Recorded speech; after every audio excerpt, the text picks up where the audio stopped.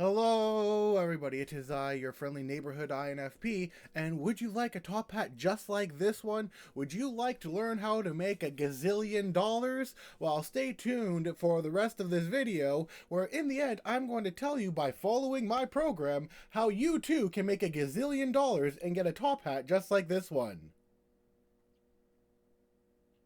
With all seriousness aside, we've all seen those kinds of videos. We've all seen how they work. We've all seen the appeal of get money fast. And sometimes they work, sometimes they don't. And sometimes you need to be a little bit more gifted in what you're doing in order to make money fast, which doesn't always necessarily happen. The truth of the matter is, entrepreneurship is never easy. And you must ask yourself, what is an entrepreneur? Who are you as an entrepreneur? What is it that you're supposed to do as an entrepreneur? And is it as glamorous as people on the internet seem to believe it is? Now, in my eyes, there's a difference between being business minded and an entrepreneur and knowing how to run a business and start a business and do all that. And there are, in fact, many people who are talented in this aspect of life. They know how to take $1 and turn it into 100, because what matters isn't the $1, but what you are doing to make that 100. You may never even spend that $1. The $1 means nothing. Or say you do spend it on $1 item and you know how to scale that. Not everybody has that kind of savvy. Everybody is different. Everybody has different personalities. Not everyone is able to follow through on what is expected of them, in the sense of business. Now, in a sense, entrepreneurship, like I said, is not easy. Most of the time, it's going to require a lot of patience. Most of the time, it's going to require a lot of hard work. Most of the time, it's going to require you to put in more time than you have money. In fact, because you don't necessarily have money, you're going to be putting in a lot of time. The idea of entrepreneurship is, I want to forge my own path, so I'm going to start something so that I can do what I love. Or some people will do what they love and that they'll create an entrepreneurial thing around it. Now, some people also mistake that being a creator, being an artist, being a writer, being somebody who enjoys the more creative pursuits, somebody who enjoys, say, building things, somebody who enjoys putting clothing together, like a tailor or a seamstress, somebody who enjoys, say, gaming. I wouldn't necessarily consider them entrepreneurs. Heck, I wouldn't even consider Mr. Beast an entrepreneur. Yes, is he a philanthropist? Yes, but that doesn't mean he's an entrepreneur. An entrepreneur means you're starting your own business, or you're starting several businesses and you're trying to get that going. And yes, there is a lot of glamour behind being an entrepreneur. And you have to think to yourself, am I an entrepreneur or am I a creative? Where do my talents lie?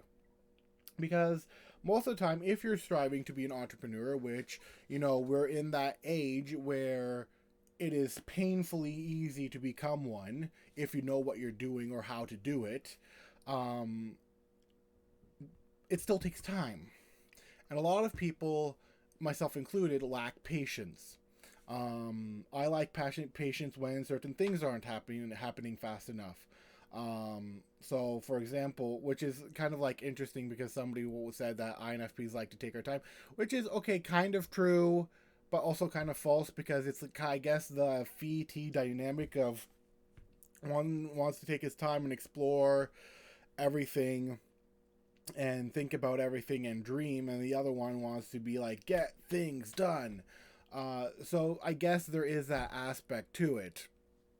But in the sense, when I start doing something, I usually am expecting results to happen far faster than they actually do. And this is the same story with every, or is it Phi T? Yeah, Phi T. Um, Fighting dreamers. Da, da. Okay, sorry. Um, this is where I would separate myself, because I myself lack patience when it comes to, say, MBTIs. I lack patience to how fast things come up. I lack patience as to, I'm not perfect at this. Why am I not perfect at this? And so I guess my lack of patience comes from the, if I can't do it right the first time, I don't want to do it. So I'll scrap it and I'll go and try something else, not allowing that thing to mature and get better as time goes by. And there's that kind of level of perfectionism in me, is like trying to find that talent and like, oh, well, okay, I don't like this, or I'm not good at this. I'm never doing this again. And then, you storm off and you're like, okay, well, maybe I'll try it again after you've cooled down. But generally, as an entrepreneur, you are going to be spending more time playing the wait game. You're going to be spending more time playing the long game than you are going to be getting money like that. Not that there's anything wrong with getting money super fast. In fact, some people are, like I said before, incredibly talented in making it happen. And there are some who show strategies on how to make it happen. I am not one of those people. I've not been able to make any of it happen as of yet. But am I trying? Sure. But am I trying because I want to be an entrepreneur, or am I trying because I want to be creative? I am trying because I want to be creative. Now, the second thing I want to look at is, do you want to be an entrepreneur, or do you simply want to make money? Because you don't need to be an entrepreneur to make money, nor do you need to work in a job that you hate in order to make money, nor do you need to work a job that you love to make money. You could be doing your own thing that you love a whole lot and making money. This is the power of the internet. The internet allows you, if you know what you're doing, where to look, where to put things, the internet allows you to do so much that wasn't available before. So you have to ask yourself, is it money you're looking for? Is it entrepreneurship you're looking for? Is it a creative endeavor you're looking for? Or is it simply you want to make money by doing the things that you love, which doesn't necessarily mean entrepreneurship, but maybe entrepreneurship ends up in that creative aspect that you're looking for. Or maybe you end up with a partner who knows how to run things a whole lot better than you do and can make things happen. I have not run into one of those people, sadly to say, and probably because I haven't gotten up there, so to speak. I haven't built the brand of MBTIs yet, and I'm still trying to figure out everything to do with MBTIs, because it started off as a webcomic, which I absolutely love. And I love the artist who is doing it. Maybe not in the way you might be thinking, because I don't know her that well, but I love her art style and who she is as a person, if that makes sense. Despite her difficulties, but everybody's going through difficulties. So judging somebody by the stuff they're struggling with isn't really fair. You have to look at their good points and then love them based off of that, or even just love them in general, even if they don't have a lot of good points. But that's an entirely different subject. What I'm trying to say is that despite the shortcomings, there's a lot to appreciate with her. But she's a creative. I am also a creative. Yeah, as a creative, I'm coming up with a whole lot of ideas and I'm running it while she's there in the background. Does that mean that I would like to have a business person to come in and figure out how to scale some things at some point? Yes, I would love to have somebody with a bigger entrepreneurial or more business sense at some point to come up and be like, hey, have you thought about doing it this way? Because I haven't run across that. So that's what I'm trying to say is there might be somebody out there better than you that you can find, glean knowledge from, or even bring and put together as part of your team so that you can grow it. What I was saying with like MBTI is because it started off as a webcomic. Now it's got a bit of a social media presence, at least on Twitter. For all you Twitter people, hello.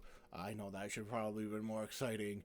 But anyways, then I've got like developing myself on LinkedIn, developing myself on Facebook, and developing myself on Tumblr, and developing my place in so many places. It's hard for one person to try and do everything, if that makes sense. And as an entrepreneur, you are in a sense trying to do everything by yourself. Or maybe you know who to team up with and you're like, hey, let me buy your product, or I'm going to buy your product and develop a relation with you, and then I'm going to sell this product for a markup over here. Now, are there some people who are terribly good at this? Yes. Is everybody terribly good at this? No, because if they were, everybody would be doing it. So, most of the time, what happens is a person's like, oh, that sounds like really amazing, I'm going to try it out, and then nothing happens, and they try it for a year, and they're like, why is nothing happening? What is wrong with me? Am I the one who is screwing up? What is going on? How is this? And you're like looking at everything and you're like, why is things going so slow? Why is nothing moving? Is it me? Am I the one? And so there's a lot of frustrations with most people. They're on that line of, is it me? Well, okay, maybe I'll just stick with it. But most people were like, okay, well, this isn't working, so I'm going to quit. Entrepreneurship is not easy. It has never been easy.